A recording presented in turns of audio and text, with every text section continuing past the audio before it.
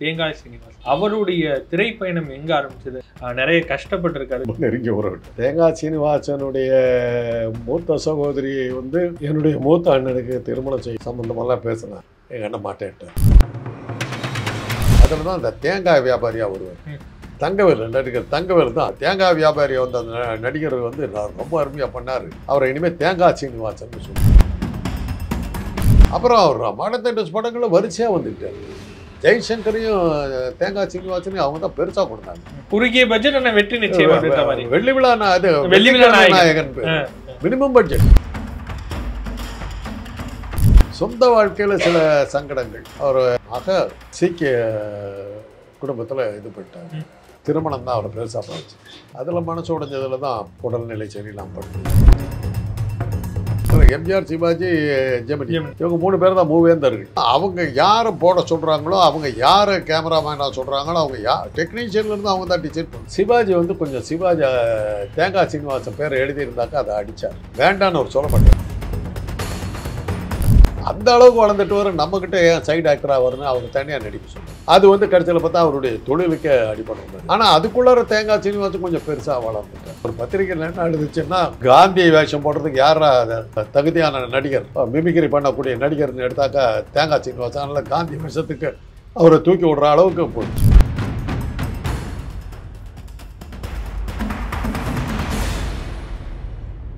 Bharat Institute of Higher Education and Research. உலகத் தமிழர்கள் அனைவருக்கும் வணக்கம். நான் உங்கள் ஜபீர் செந்தமிழ். இது அக்காட் வாய்ஸின் கருத்தும் களமும் நிகழ்ச்சி. இன்று நம்முடன் இணைந்திருக்கிறார் அரசியல் விமர்சகர் மருத்துவர் திரு காந்தராஜ் அவர்கள். வணக்கம். நலமா இருக்கீங்களா? பல நடிகர்களுடைய வாழ்க்கையை வந்து நம்ம பேசிக்கிட்டு வரோம் வாரம். இந்த வாரம் குணச்சித்திர நடிகராக இருந்தாலும் சரி, இல்லை வந்து நகைச்சுவையாக இருந்தாலும் சரி, இல்லை வந்து ஒரு ஆன்டி வில்லனாக இருந்தாலும் சரி, என்னால் வந்து நல்லா பண்ண முடியும் அப்படின்னு தன்னுடைய திறமையில காமிக்கிற ஒரு நடிகர் தேங்காய் சீனிவாசன். அவருடைய திரைப்பயணம் எங்கே ஆரம்பிச்சது? நிறைய முரண்கள் பார்க்குறோம். நிறைய கஷ்டப்பட்டிருக்காரு சில உயர்மட்ட நடிகர்களால். அவருடைய வாழ்க்கையை பற்றி ஒரு உண்மையை சொல்லணும்னா, தேங்காய் சீனிவாசன் என் மனைவிக்கு ரொம்ப நெருங்கிய உறவினர். ரொம்ப நெருங்கிய உறவினர். தேங்காய் சீனிவாசனுடைய மூத்த சகோதரி வந்து என்னுடைய மூத்த அண்ணனுக்கு திருமணம் செய்ய சம்பந்தமெல்லாம் பேசினாங்க.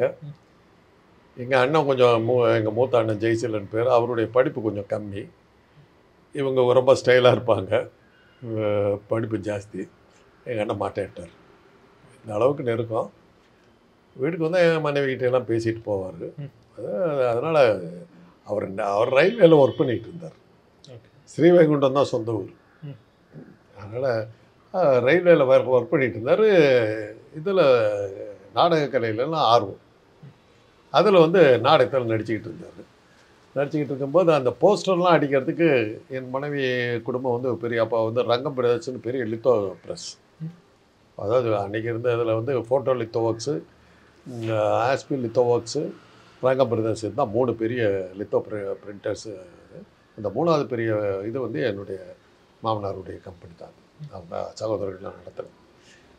இது இன்றைக்கி அந்த இது சத்தியமூர்த்தி பவனுக்கு ஆப்போசிட்டில் மூடிட்டாங்கன்னு வச்சுங்க. அது இல்லை இன்றைக்கி. அதில் அந்த அங்கே வந்து அந்த போஸ்டர்லாம் அடிச்சுக்கிட்டு போவார். அடித்து அதெல்லாம் இவங்களும் வந்து சொந்தக்காரன் சொல்லிட்டு கொஞ்சம் ஃப்ரீயாகலாம் அடித்து கொடுப்பாங்க. அப்போ தான் என்னுடைய மாமனாருக்கு ரொம்ப க்ளோஸ் அவர். அவர் வந்து இந்த சீனு உருப்படாமல் போயிட்டுருக்கிறான், இந்த ட்ராமாவில் இது பண்ணிக்கிட்டு இருக்கான்னு வந்து சத்தம் போட்டுக்கிட்டே இருப்பார்.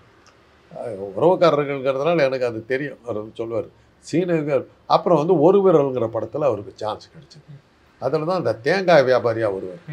தேங்காய்னு இது பண்ணும்போது தங்கவேல் நடிகர் தங்கவேல் தான் இந்த அந்த தேங்காய் வியாபாரியை வந்து அந்த நடிகர் வந்து ரொம்ப அருமையாக பண்ணார்.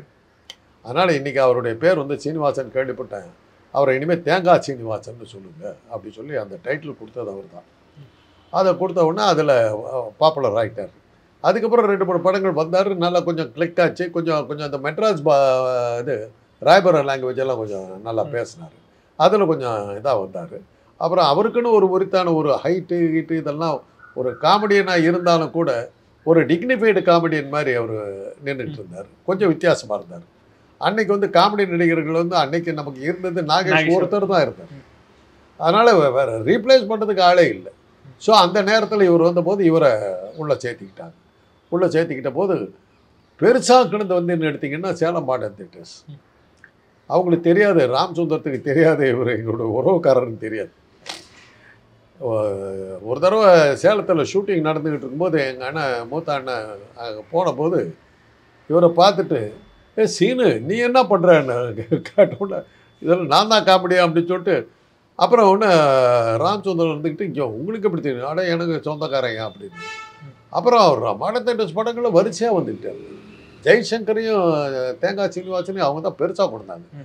ஜெய்சங்கர் மேலே வந்து அவங்களுக்கு இருந்த பிரியம் என்னன்னா, ஜெய்சங்கர் சேலத்தை சேர்ந்தவர், எங்கள் ஊருக்காரரு. எங்கள் சேலத்தில் எங்கள் வீட்டுக்கு எதிரில் கூடியிருந்தார். அதே மாதிரி ஜெய்சங்கருக்கு ஒரு பேர் வேற இருக்கு, குறுகிய பட்ஜெட் ஆனால் வெற்றி நிச்சயம். வெள்ளி விழா அது வெள்ளி விழா நாயகன் பேர். Minimum budget, minimum budget. அதில் கண்டினியூஸாக சேலத்துக்காரங்க, சேலத்தில் படித்தவர், இந்து மகாஜன ஸ்கூல் ஸ்டூடெண்ட்டு, இதெல்லாம் இருந்ததுனால அவர் மேலே ஒரு பற்றும் பாசமும் அவங்களுக்கு இருந்தது. அதனால் அவங்க நிறைய படங்கள் அவங்க போட்டுக்கிட்டே இருந்தாங்க. ஸோ அந்த வகையில் வந்து சேலம் மாடர்ன் தியேட்டர்ஸ் அவரை தூக்கி விடுச்சு. 2 பேரும் அதில் தான் வந்தாங்க. காதலித்தால் போதுமா, ஜஸ்டிஸ் ஜெகநாத், இந்த மாதிரி படங்கள் எல்லாத்துலேயுமே ஜெய்சங்கர் தேங்காய் சீனிவாசன் காம்பினேஷன் பிரமாதமாக, சேடி சங்கர் எல்லாத்துலேயும் அவருடைய காம்பினேஷன் நல்லா ஓடிச்சு. அதுக்கப்புறம் அது காரோட்டி கண்ணன், தேரோட்டி கண்ணன் போன்ற சில படங்களில் வந்து கேரக்டர் ஆர்டிஸ்டாக மாறி நல்லா பெருசாக வந்துட்டு இருந்தார். சொந்த வாழ்க்கையில் சில சங்கடங்கள், அவர் மக ஒரு வடக்கத்தையால் கட்டிக்கிச்சு, ஒரு சீக்கிய குடும்பத்தில் இது போயிட்டாங்க. அதை அவர் ரொம்ப பாதிச்சிருச்சு. நம்ம வீட்டில் இப்படி நடந்து போச்சேங்கிறதால தான் ரொம்ப மனசு உடைஞ்சிட்டார். அன்னைக்கு வந்து அந்த காதல் கல்யாணங்கள்லாம் அவ்வளோ சுலபம் கிடையாது. அதில் மனசு உடைஞ்சதில் தான் உடல்நிலை சரியில்லாமல் படுத்து. மற்றபடி அவருடைய சினிமா வாழ்க்கை ரொம்ப சக்ஸஸ்ஃபுல்லாக இருந்தது. நல்ல பெரிய பின்னணி இருந்தும் கூட குடும்பத்தை பயன்படுத்தி அவர் வந்து பெருசாக வரல. ஏன்னா என் குடும்பத்தில் இருந்தவங்க அத்தனை பேர் என்னத்துக்கடா நடிக்க போகிறேன் திட்டாதவங்களே கிடையாது. அது எனக்கு தெரியும். அதனால் கேட்டுக்கிட்டு இருக்கேன். பாப்பா அம்மான்னு ஒரு அம்மா இருக்காங்க. அவங்க தான் அவரை தூக்கி வளர்த்தது எல்லாமே. அவங்க என் மாமனார் வீட்லேயே இருப்பாங்க. இவர் அடிக்கடி வருவார். வந்து இது பண்ணிட்டு போகும்போது எல்லாம் சேர்ந்து திட்டினாங்க, ஏன் நடிக்கிற. குடும்பத்தில் அவருக்கு அந்த ஆதரவே இல்லை. அவர் நடிகரானதை யாருமே ஏற்றுக்கலை. அது மாதிரிலாம் இருந்து அதெல்லாம் தாண்டி வந்தார். வசதியானவர், அப்பர் மிடில் கிளாஸ், அதெல்லாம் இருந்து சொந்தவர். அதனால் வறுமையில் வாடினார், அடுத்த வேலை சாப்பாட்டுக்கு கஷ்டப்பட்டார், இந்த கதையெல்லாம் அவருக்கு கிடையாது. படித்தவர், கிராஜுவேட்டு. ரயில்வே எக்ஸாம் எழுதி பாஸ் பண்ணி ரயில்வேயில் பெரிய ஆஃபீஸராக வரணும் வந்துட்டு இருந்தார். சென்ட்ரல் ஸ்டேஷனில் தான் அவருடைய ஆஃபீஸ் இருந்தது. அதெல்லாம் விட்டுட்டு தான் இங்கே வந்தார். வேலை வாங்கி பிறகு தான் நடிக்க வந்தாரா? வேலையில் இருந்துக்கிட்டு தான் நடிக்க வந்தார். நான் ட்ராமாவில் நடிச்சுக்கிட்டு இருந்தார். அந்த ட்ராமாவில் இருந்தால் சினிமாவுக்கு வந்தார். இன்னொரு பக்கம் தேங்காய் சீனிவாசனுடைய வாழ்க்கையை எடுத்தோம் அப்படின்னா சில கஷ்டங்களை வந்து பிற நடிகர்களால் அவர் அனுபவிச்சு சொல்கிறாங்க. இப்படி சிவாஜி அவர்களுக்கும் தேங்காய் சீனிவாசன் அவர்களுக்கும் ஒரு முரண்பாடு வந்ததா? ஆமாம். அது என்ன முரண்பாடு? அது என்ன, எப்படி அந்த முரண்பாடு வந்து தெரியாது. அதாவது அப்போல்லாம் எப்படின்னாக்கா சிவாஜி, எம்ஜிஆர் சிவாஜி, ஜெமினி, இவங்க 3 பேர் தான் மூவேந்தர்கள். அதுக்கப்புறம் சினிமா எடுக்கிறதா இருந்தாக்கா அவங்கள போட்டிங்கன்னா அவங்க யாரை போட சொல்கிறாங்களோ, அவங்க யாரை கேமராமேனாக சொல்கிறாங்களோ, அவங்க டெக்னீஷியன்லேருந்து அவங்க தான் டிசைட் பண்ணுவாங்க. எம்ஜிஆர் ஆகட்டும், சிவாஜி ஆகட்டும், ஜெமினி ஆகட்டும். ஜெமினி அதில் வந்து பெருசாக தலையிட மாட்டார். எம்ஜிஆர் சிவாஜி 2 பேருமே வந்து டெக்னீஷியன்லேருந்து சகலத்தையும் அவங்க தான் டிசைட் பண்ணுவாங்க, கேட்டுருவாங்க ப்ரொடியூசர்ஸ். அந்த மாதிரி வரும்போது சிவாஜி வந்து கொஞ்சம் தேங்காய் சீனிவாசன் பேரை எழுதியிருந்தாக்கா அதை அடித்தார். வேண்டான்னு அவர் சொல்ல மாட்டார், கோடு கிழிச்சிட்டார்.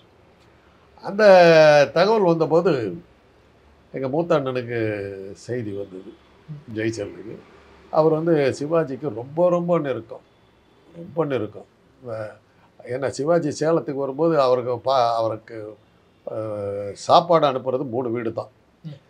மேயர் ராமநாதன் ஒருத்தர் இருந்தார். மேயர் ராமநாதன், அப்புறம் ராமநாதன் செட்டியார், எம்ஆர்சி நகர்லாம் இருக்குது, அந்த அவருக்கு பேர் ராமநாதன். அதே பேரோடு இவர்னால இவரையும் வந்து சேலத்தில் மேயர் ராமநாதன் கூப்பிடுவோம். அவர் மேயர் ராமநாதன் ஒருத்தர். துப்பாக்கி கடை வச்சிருந்த செல்லமுத்துங்கிறவர் எங்கள் அண்ணன் ஜெய்சல். இவங்க 3 பேர் தான். துப்பாக்கி கடை செல்லமுத்து என்னன்னா, சேலத்துக்கு வந்தாங்க ஏற்காடு, கோட்டைப்பட்டி இங்கெல்லாம் வேட்டைக்கு போகிறதுக்கு அவரோட சிவாஜி போவார். அதில் அவர்கிட்ட ரொம்ப நெருக்கம், வேட்டையாடுறதுக்கு கூப்பிட்டு போகிறது. சேலத்தில் என்ன நடந்ததுன்னா ஒரு நாள் சாப்பாடு எங்கள் வீட்டில் இருந்து போகும்.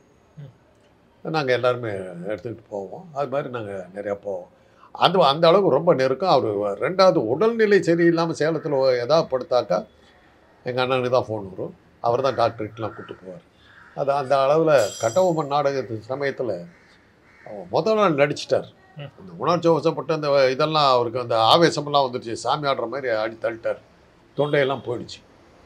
அன்றைக்கி ராத்திரி அவரால் முடியல, வலி, தொண்டை வலி எடுத்துருச்சு. ட்ராமா முடிஞ்ச உடனே அந்த நடுராத்திரியில் அவரை கூட்டிகிட்டு போய் டாக்டர் குமாரசாமின்னு ENT ஸ்பெஷலிஸ்ட் அவர்கிட்ட கூப்பிட்டு போய் எல்லாம் பண்ணி ஒரு நாளே ரெஸ்ட் எடுக்க வச்சு மறுநாள் 3 நாள் நாடகம். 2வது நாளே அவரை வந்து சரி பண்ணி கூப்பிட்டு போய் அதுக்கு பூராமே பக்கத்துலேயே இருந்து பார்த்துக்கிட்டு தான் எங்கள் அண்ணன் தான் பார்த்துக்கிட்டார். அதனால் ரொம்ப நெருக்கம், ரொம்ப நெருக்கம். இவர்கிட்ட அந்த தகவல் வந்த உடனே சென்னைக்கு வந்தபோது நானும் கூட போகிறேன். வாகினி ஸ்டுடியோவில் ஷூட்டிங் முடிச்சுட்டு அப்படியே பேசிக்கிட்டே வர்றாரு. சிகரெட்டு குடிச்சிக்கிட்டு இப்படி வர்றாரு. நானே எங்கள் அண்ணன் நின்றுட்டு இருந்தோம். பார்த்தாரு, ஏடா ஜெயிச்சலா அப்படின்னாரு. இல்லை சும்மா பார்க்க வந்தேன், சும்மா வந்திருக்க மாட்டேன், ஏதோ விஷயத்தோடு வந்திருக்கேன், கேள்விப்பட்டேன் வா அப்படின்ட்டு கூப்பிட்டு போனார். கூப்பிட்டு போய் தேங்காய் சீனிவாசன், ஆமாம் உனக்கு அவனுக்கு என்ன கனெக்ஷன்? சொந்தக்காரன். என்னடா சொல்கிற அப்படின்னாரு. கூட நான் இருந்தேன். பாப்பார பையன் இல்லை சொந்தம். அப்படியாடா? அவன் பேச்சு கீச்சு எல்லாமே திருநெல்வேலியில் அந்த ஸ்ரீவைகுண்டத்தில் வளர்ந்தவருக்கு அந்த ஹேபிட் அவருக்கு ஜாஸ்தி. 3 வேளையும் கருத்திக்கிற ஆள் அவர். அப்படின்னு அப்புறம் தான் செட்டில் ஆகிடுச்சு. என்ன இதில் வந்ததுன்னாக்க எனக்கு வந்த சந்தேகம், ஒரு கேரக்டர் ஆர்டிஸ்ட்டாக சிவாஜிக்கு கூட போட்டி போடுற அளவுக்கு அவருடைய நடிப்பு இருக்கிற மாதிரி ஒரு விமர்சனங்கள் வர ஆரம்பிச்சு. அது வந்து கொஞ்சம் அவர் சிவாஜி கூட இருந்தவங்க வந்து அவரை உங்களுக்கு காம்படிட்டராக அவரை கொண்டு வர பார்க்குறாங்கங்கிற மாதிரி சொல்லிட்டாங்க. அந்த அளவுக்கு வளர்ந்துட்டு வர நம்மக்கிட்ட ஏன் சைடு ஆக்டராக வரணும், அவர் தனியாக நடிக்க சொல்லிட்டார். அப்படி தான் போயிடுச்சு. அவ்வளோ பெரிய நடிகர் நமக்கு வந்து காமெடி நடிக்கிறா வேண்டாம், அவர் பெரிய ஆக்டராக இருக்கார், அவர் வேறு படத்தில் போட்டு சொல்லுங்க வேணாம், அப்படி தான் போனார். அது வந்து கடைசியில் பார்த்தா அவருடைய தொழிலுக்கே அடிபடுற மாதிரி ஆச்சு. அதனால் அதுக்கப்புறம் இதை வந்து சொன்னதுக்கு பிறகு அப்புறம் காம்ப்ரமைஸ் ஆகிட்டாங்க. ஆனால் அதுக்குள்ளார தேங்காய் சீனிவாசன் கொஞ்சம் பெருசாக வளர்ந்துட்டார். வளர்ந்து போய் ஒரு குணச்சித்திர நடிகராக மாறினார். இதெல்லாம் பல படங்கள்லாம் அவர் ஒரு பத்திரிகையில் என்ன எழுதுச்சுன்னா, காந்தி வேஷம் போடுறதுக்கு யாரா தகுதியான நடிகர் தமிழ்நாட்டில் அப்படின்னாக்கா அந்த பத்திரிகை எழுதுது, யாரை பார்த்தாலும் அப்படியே இமிட்டேட் பண்ணி மிமிக்ரி பண்ணக்கூடிய நடிகர்னு எடுத்தாக்கா தேங்காய் சீனிவாசன். அதனால் காந்தி வேஷத்துக்கு அவர் தான் பொருத்தமானவராக இருக்காருன்னு சொல்லி அவரை தூக்கி விடுற அளவுக்கு போயிடுச்சு. அந்த மாதிரிலாம் போனார். இதுதான் நடந்தது. இதில் வந்து பெரிய பாலிடிக்ஸு பெரிய இதெல்லாம் இல்லை. விஷயம் தெரிஞ்சவுடனே அவர் சிவாஜி அவர்கள் வேண்டாம் அதை அந்த மனக்கசப்பெல்லாம் நீங்கிடுச்சோம். மனக்கசப்பு நீங்க. ஆனால் தேங்காய் சீனிவாசன் அதுக்கப்புறம் வந்து அதிகமாக இவர்கிட்ட பெருசாக நடிக்கலை. இன்னொரு பக்கம் வந்து ரொம்ப குறுகிய வயசு 50 வயசுல வந்து இறந்து போகிற வயசுல குடும்பத்தில் நடந்த தகராறு. தன்னுடைய மகன் தான் நினைக்கிறேன், மகனோ மகளோ. அந்த குடும்பம் வந்து சீக்கியர் குடும்பம். திருமணம் நடந்துருச்சு, கல்யாணத்துக்கு அவர் வரல, வரமாட்டேட்டாரு. அவங்கள தனியாக வச்சுட்டாரு. அதுலேயே படுத்துட்டார். அதுலேயே உடம்பு செல்லாம் படுக்க ஆரம்பிச்சு. அதுக்கப்புறமே ஒரு சினிமாவில் அவரால் கான்செப்ட் பண்ணுவார். அது அவர் பெரிய அதிர்ச்சி காலாக்கிடுச்சு, பெரிய அதிர்ச்சி காலாக்கிடுச்சு. அதில் தான் அவருடைய மரணத்துக்கு காரணம் ஒரு இன்டர் காஸ்ட் மேரேஜ், அதாவது ஜாதி விட்டு ஜாதி பண்ணியிருந்தா கூட இல்லாமல் மதம் விட்டு மதம் மாறும், இதெல்லாம் இதாகிடுச்சு. அதெல்லாம் அவரை பாதிச்சது அந்த திருமணம் தான் அவரை பெருசாக பாதிச்சு. கருத்துக்களை பகிர்ந்து நேரத்தை பயணிக்கு நன்றி.